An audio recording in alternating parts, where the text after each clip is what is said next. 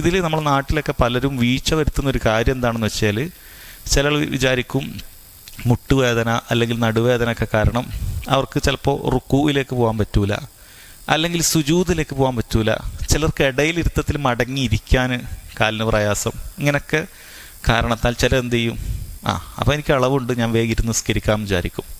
ഇതേ വ്യക്തി മസ്ജിദിലേക്ക് ചിലപ്പോൾ നടന്നു വരുന്ന ആളായിരിക്കും, അല്ലെങ്കിൽ അയാൾ വാഹനം നിർത്തിയിട്ട് നടന്ന് അങ്ങനെ വരുന്ന ആളായിരിക്കും. എന്നിട്ട് കസാല എടുത്തുകൊണ്ട് വരും പുറകിൽ, എന്നിട്ട് അത് കൊണ്ടുവെക്കും, എന്നിട്ട് വേഗം കയറി ഇരിക്കും, എന്നിട്ട് ജമാഅത്ത് നിസ്കരിക്കും. അങ്ങനെ ചെയ്യാൻ പാടില്ല. അറിവില്ലാത്തതുകൊണ്ടാണ് ചെയ്യുന്നത് അല്ലേ. നിസ്കരിക്കാൻ താല്പര്യം ഇല്ലാത്ത ആളാണെങ്കിൽ ഇത്രയും കഷ്ടപ്പെട്ട് മസ്ജിദിലേക്ക് വരുമോ? ഇല്ല. അയാൾക്ക് താല്പര്യമുണ്ട്, അതുകൊണ്ടാണ് ജമാഅത്തിന് വേണ്ടി മസ്ജിദിലേക്ക് വരുന്നത്. പക്ഷെ നമ്മൾ അവരിൽ കാണുന്നുണ്ട് ഇങ്ങനെ ഒരു പ്രശ്നം. അതുകൊണ്ട് മനസ്സിലാക്കുക, അങ്ങനെ ചെയ്യരുത്. നിനക്ക് നിൽക്കാൻ കഴിയുമെങ്കിൽ അത് നിൽക്കണം. അത് വേറൊരു റുക്കിനാണ് നിൽക്കുക എന്നുള്ളത്. അൽ ഖിയാമു അൽ ഖുദ്റ വേറെ റുക്കിനാണ്, റുക്കൂ വേറെ റുക്കിനാണ്. റുക്കൂവിനാണോ പ്രയാസം?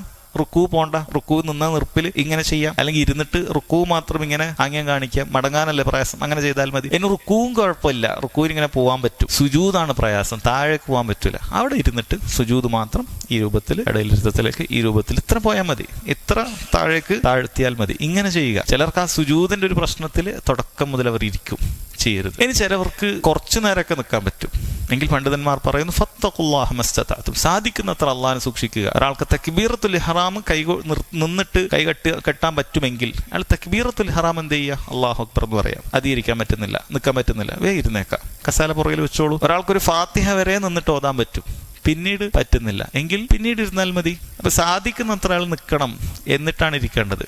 ഒരാൾക്ക് തീരെ നിൽക്കാൻ പറ്റാത്തൊരു വ്യക്തിയാണെങ്കിൽ അയാൾ പ്രയാസപ്പെട്ട് കഷ്ടപ്പെടേണ്ട ആവശ്യമില്ല. വീഴുമ്പോൾ വീഴട്ടെ അപ്പം ഇരിക്കുക, അങ്ങനെയൊന്നും ചെയ്യേണ്ട ആവശ്യമില്ല. പക്ഷെ നിൽക്കാൻ കഴിവുള്ള വ്യക്തി അയാൾ നിന്നിട്ട് തന്നെ നിസ്കരിക്കുക, ഇല്ലെങ്കിൽ അയാൾ ഇരിക്കാം, സാധിക്കുന്നത്ര നിന്നിട്ട് ഇരിക്കാം. ഇത് പലരും വീഴ്ച വരുത്തുന്ന ഒരു വിഷയമായതുകൊണ്ട് പ്രത്യേകം എടുത്ത് പറഞ്ഞതാണ്.